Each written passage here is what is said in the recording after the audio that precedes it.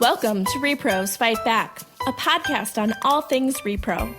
I'm your host, Jenny Wetter, and each episode I will be taking you to the front lines of the escalating fight over our sexual and reproductive health and rights at home and abroad. Each episode, I will be speaking with leaders who are fighting to protect our reproductive health and rights, to ensure that no one's reproductive health depends on where they live. It's time for Repros to fight back.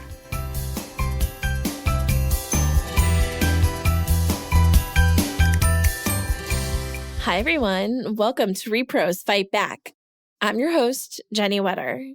So recently you may have noticed I've been trying to do a more personal intro to the show instead of just jumping right into the interview. So it's something new I'm trying. Let me know if you like it or if you hate it. So when I was thinking about what I wanted to do this week, I had all of these ideas going through my head, and I kept being like, they're not going to want to hear that. I'm not an expert in that. Like, why do they care what I have to say? So that really led me to think about imposter syndrome. And, you know, it's something that a lot of women in particular struggle with. I think everybody kind of struggles with it to a degree. But in particular, I think a lot of women struggle with it. And it's not something that gets talked about a ton.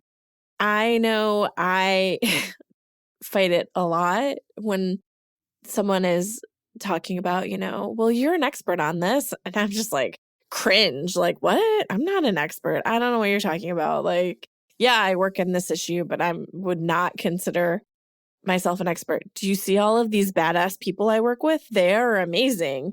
Like all of the guests on my podcast, they are amazing. I'm not that person. And there's just always that little voice in the back of my head that always questions it, right? Like, it's always like, well, you're just not as good. I don't know what you're doing.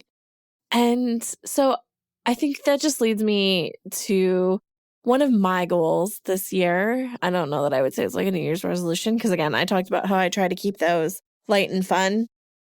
But one of the things that I've really been trying to work on, and I want to continue to work on this year, is shutting up that bitch in the back of my head who is always questioning me and always saying that I don't know what I'm talking about and I don't know what I'm doing. And it's time to not listen to her. She's not in charge. I'm in charge. I know what I'm doing. When someday I will completely believe that. So here's to all of us telling that little voice in the back of our head that that voice is not in charge, that we are smart and we know what we're doing. And, sometimes we don't, and it's okay.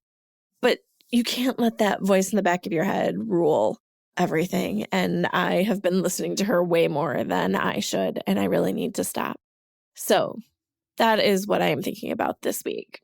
So I hope that helps put voice to some things that other people may be struggling with. I know, until you start hearing the conversation out loud, you assume it's just you, and that voice is just, no, you don't know what you're doing. But when you hear that people you respect have that same voice, and you're like, oh, no, we're all in this together. And it's something that if we heard a friend saying about themselves, if we heard them say that they didn't know what they were doing or they weren't an expert in their given field, we would never tolerate it from them, right? We would stop them right there and say, what are you talking about? Obviously, you know what you're doing, and obviously you're an expert. So why do we tolerate it from ourselves? Why do we listen to that voice?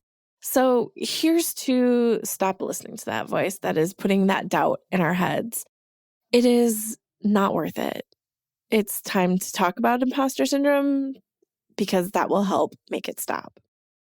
Okay, so with that, let's turn to the podcast and the interview.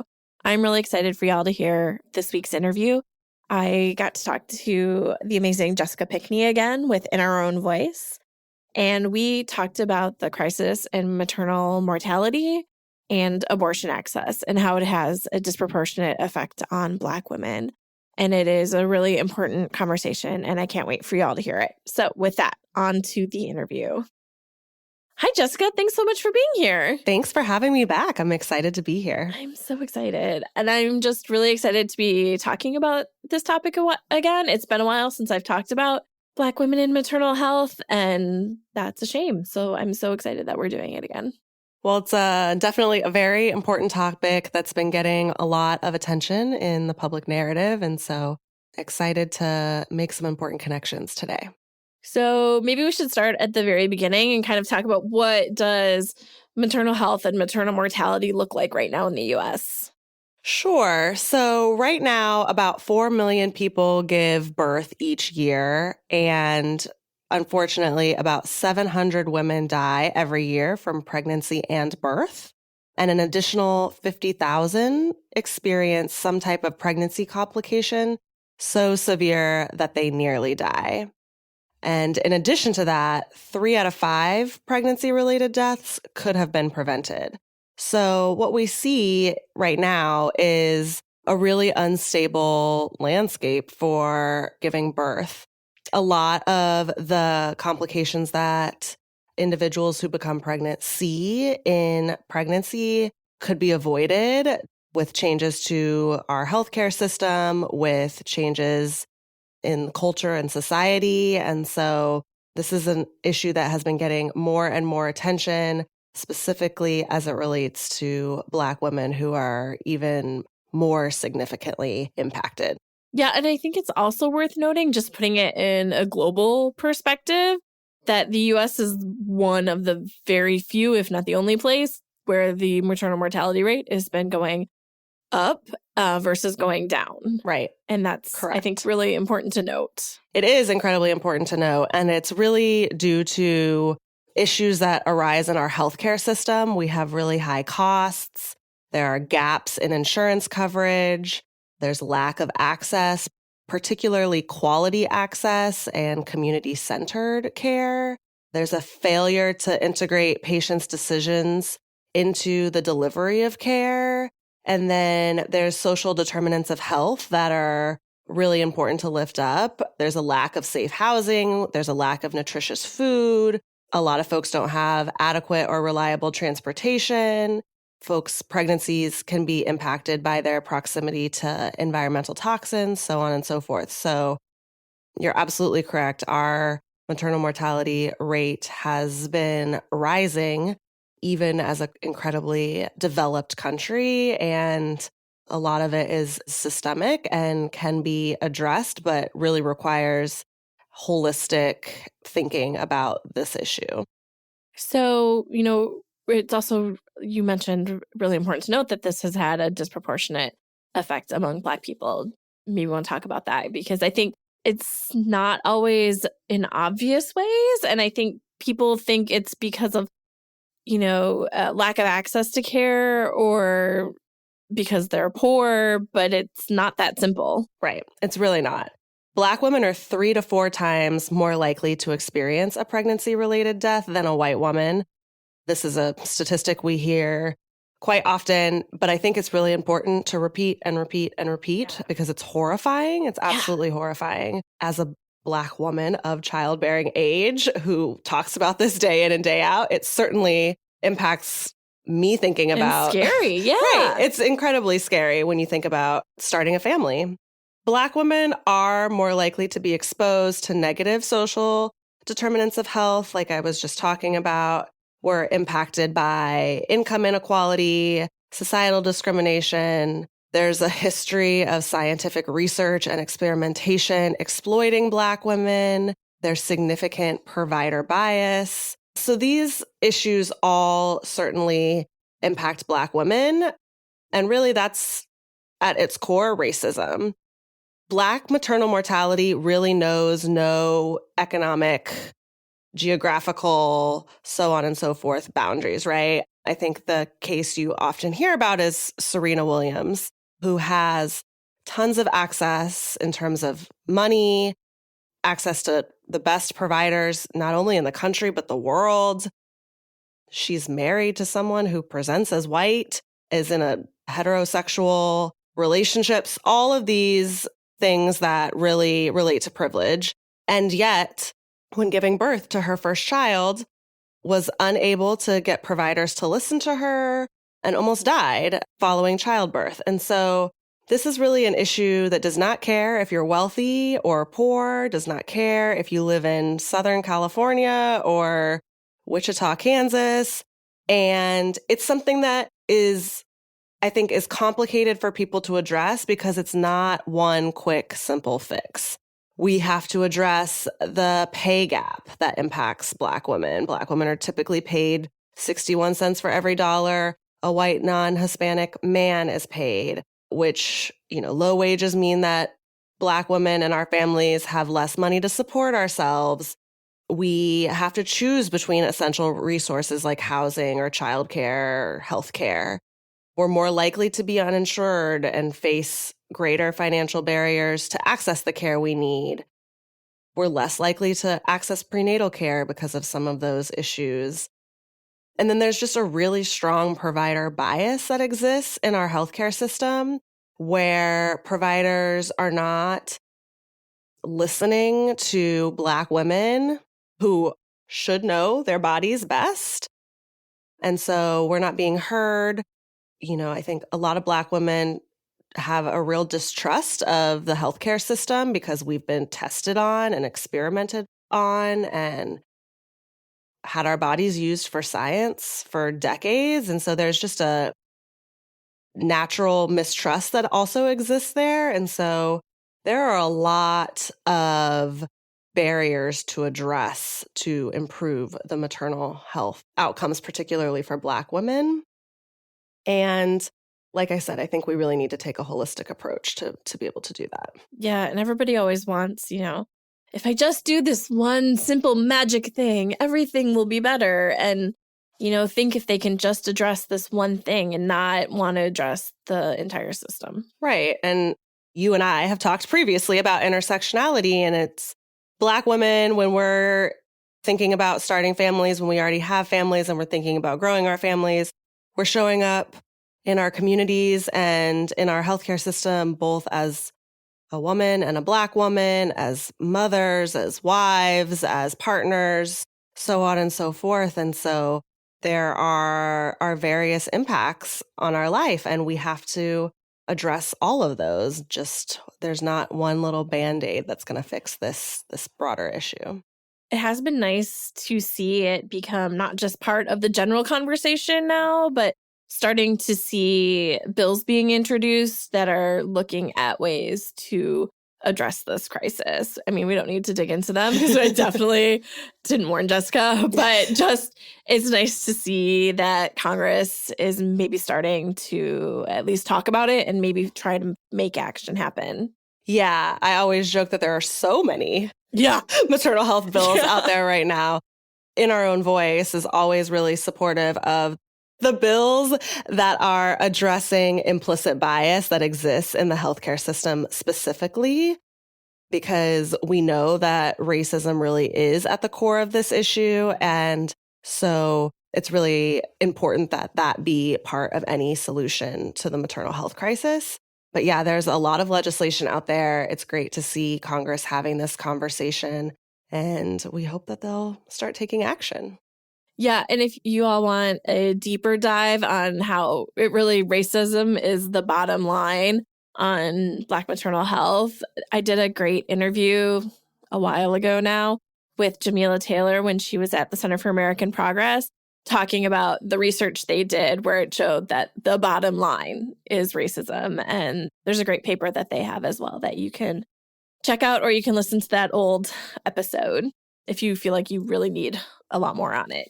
And Black Mamas Matter Alliance is also a great resource. They do a ton of research and really just lift up the impact that the maternal mortality crisis has on Black women as a whole. So, and I know Jamila is very involved with Black Mamas Matter Alliance as well. Yes. So turning from maternal health, although that's not completely unrelated, as we'll talk about, is talking about abortion access and all of the barriers to abortion access we're seeing right now. Yeah, this is a terribly alarming time for abortion access. In the last year alone, we've seen 5 bans on abortion after 6 weeks alone. Alabama just passed this last year a ban criminalizing abortion at any stage of pregnancy. And we've just been seeing abortion access really be attacked from left and right. We know that about 1 in 4 women will have an abortion by the age of 45. So this is an issue that really does impact all of us. And, I think it's really important to understand what's happening in the states, even if it's not the state that you're from, because it certainly, as things move through the courts and as we see the impact that this has on legislative and administrative activity at the federal level, we all are impacted no matter where you are. Well, and you definitely see one state introduces it and then it just sweeps through all of these anti-choice states. Yes, I just did a very hard eye roll. Yeah, there's a lot of copying and pasting that happens with these bills, and there's a lot of identical legislation that we see. Or how can I make it worse? Yes, exactly. And I think also these bans are really compounded by the Trump administration's rule on Title X, which prohibits Title X recipients from referring patients for abortion care. There's also the ongoing efforts to prohibit Planned Parenthood from Medicaid reimbursement that we see popping up. And there's just a multitude of laws that really ignore evidence and science and mandate how healthcare providers practice medicine and do their jobs. And then on top of that, there's the Hyde Amendment. So we really see barriers to abortion access hitting us left and right. Yeah, and unfortunately, this is another area where you are seeing Black people much more impacted than white people. Yep. Black women in accessing abortion care tend to face more geographic, transportation, infrastructure, economic barriers. And this further increases economic disparities and has a major impact on folks, particularly in the South. We know that Southern states have large populations of Black women, and so there's a real connection to, we see a lot of these abortion bans being implemented or introduced, and where there are large populations of communities of color, particularly Black women. Yeah, we can definitely see this. So for the last 6 or 7 years, Population Institute has done a report card on reproductive health and rights. And you just see on the report card, the whole Southern U.S. is bright red because they are all failing on reproductive health and rights. Yeah, and I think there's a real connection where the South fails with reproductive health and rights and the maternal health crisis that we see, right? Because the same states that have introduced the most severe abortion bans are the same states that have the highest maternal mortality rates in the country. So there is a real connection between these issues. And unfortunately, folks who are living in that region tend to bear the biggest brunt. But I would be remiss. I just think it's important to also note that there are huge gaps in abortion access all across the country. Absolutely.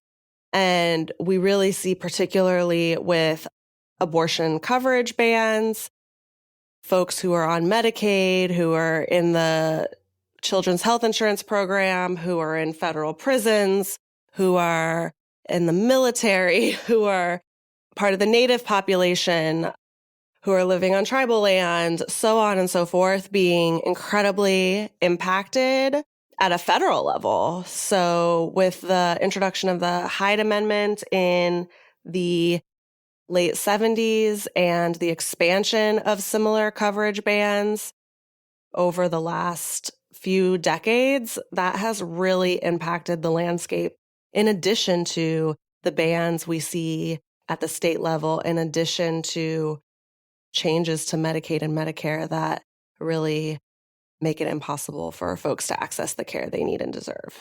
Oh, good, because I was just going to ask you about Hyde. So that's so perfect timing. I can talk about Hyde all day. So you did kind of a touch real quick on what it is. But again, that's another way where disproportionately you're seeing Black women impacted. Right. And, I always like to lift up that when Henry Hyde introduced the Hyde Amendment to the 1977 HHS appropriations bill, he was really explicit about what he was trying to do. He said that his intent was to harm low-income women. And if he could have found a way to do it, he would have banned abortion writ large. But this was the only way he could go about it. And so he was very upfront about penalizing low-income people. And we've seen over the last 40 years that the law has dramatically limited coverage of abortion and created a huge barrier for poor and low-income women, not only under the Medicaid program, but across the federal government. And this just means that low-income women who access their health care through Medicaid don't have the same rights as other women who can finance an abortion out of pocket or through their private health insurance. And as it relates to Black women, 31% of Black women and 27% of Latina women of reproductive age are enrolled in Medicaid, compared to about 15% of their white female counterparts. So we see that this disproportionately impacts women of color. It also disproportionately impacts the LGBTQ community, who do, in fact, need to access abortion care. 20% of LGBTQ people are on Medicaid compared to 13% of non-LGBTQ people. So we see this impacting communities that have already been historically marginalized in a really detrimental way. While states can use their own funds to extend abortion coverage to those who are on Medicaid, currently only 17 states do, which means more than half of reproductive age women live in states that restrict abortion coverage. So that's about 8 million women. So it's vast. Yeah. And I think, it seems obvious to you and me the ways that these two things are related, right? The maternal health crisis and the abortion access crisis. But maybe we should spell it out. Like, how are they interrelated? Right. Well, as I was saying before, the states that have the worst abortion bans on the books, that have the worst access to healthcare writ large, are also the states that have the highest maternal mortality rates. And there's no way that those two issues are not intertwined. When women are denied an abortion and then give birth, they report worse health outcomes up to 5 years later as compared to women who received their abortion. And those who are denied an abortion are more likely to delay prenatal care, which often leads to higher incidences of maternity-related health problems. And there can also be a limitation or multiple limitations on the ability to access quality health care, period.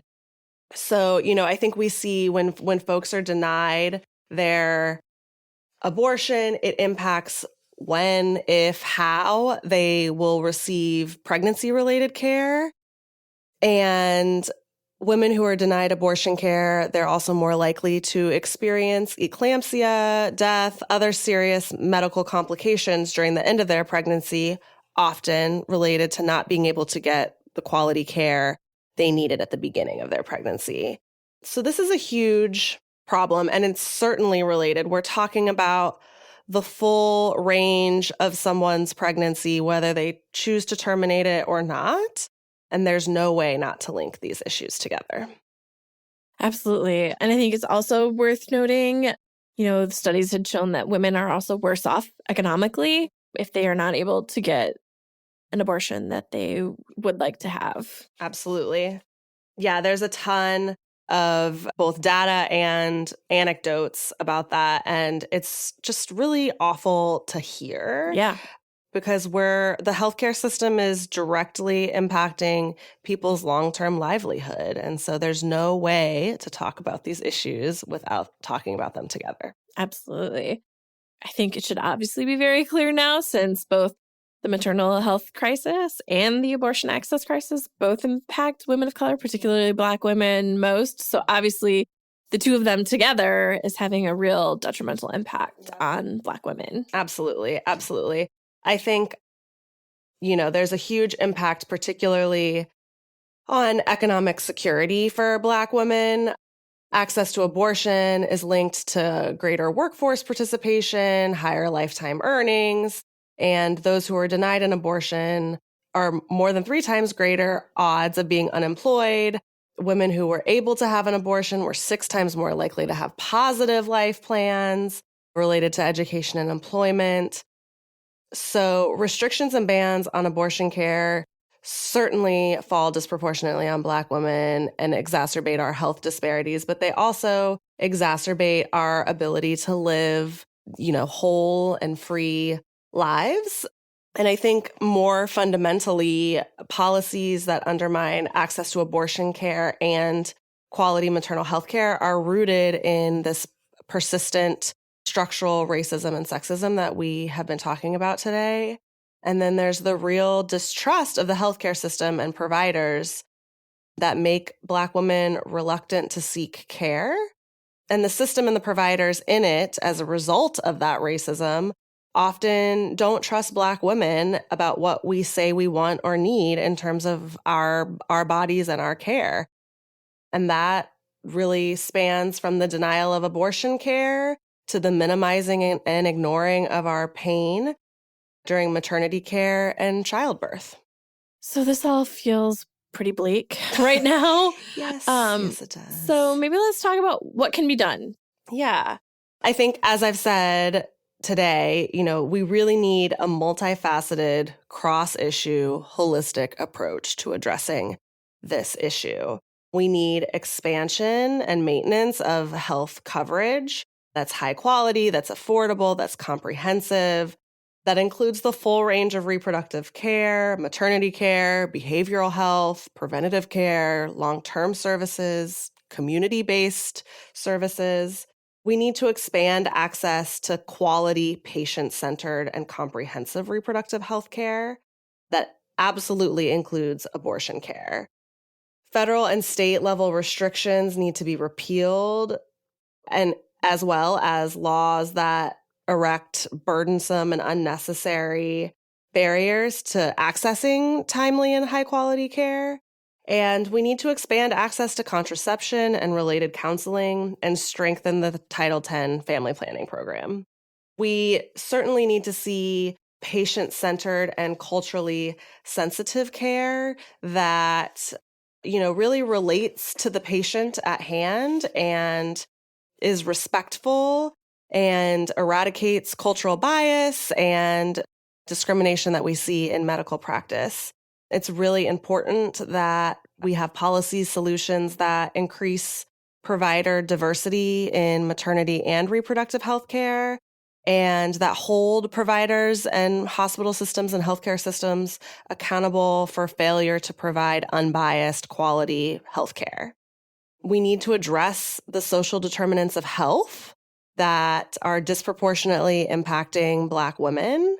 So we have to talk about chronic stress of poverty and racism and how that is shown to harm our bodies. Weathering is a real thing. So we need to address social factors and modify them to improve health outcomes through policies that often have nothing to do with healthcare itself, right? We need to look at economic equality. We need to raise incomes and create policy solutions that will help build wealth. We need to provide families access to clean, safe, affordable housing, to clean, safe water. We need to improve the quality of our education system.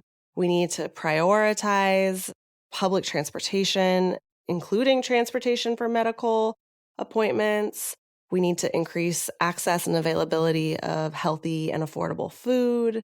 The list really goes on of the various approaches we can take to addressing this issue. So obviously common sense for so many of them. Right. And yeah, I mean, we talked a little bit about the maternal health bills that exist in Congress right now, and those are wonderful and would expand, doula care after birth, would mandate implicit bias training for providers, so on and so forth. But, we really do need to also look at some of the intersectional policies that can improve not only Black women's lives, but other groups that have traditionally been marginalized. And this really impacts, our chronic stress, historical trauma, so on and so forth. And so we need adjustments and adaptations to our healthcare system, but we also need to look at our society and our culture as a whole and see what we can do to better individuals' lives day in and day out so that they can access the quality healthcare that they need and deserve. So that's a long list, really important list. And that was only half of it. I know, right? So what can listeners do? What actions can listeners take to help?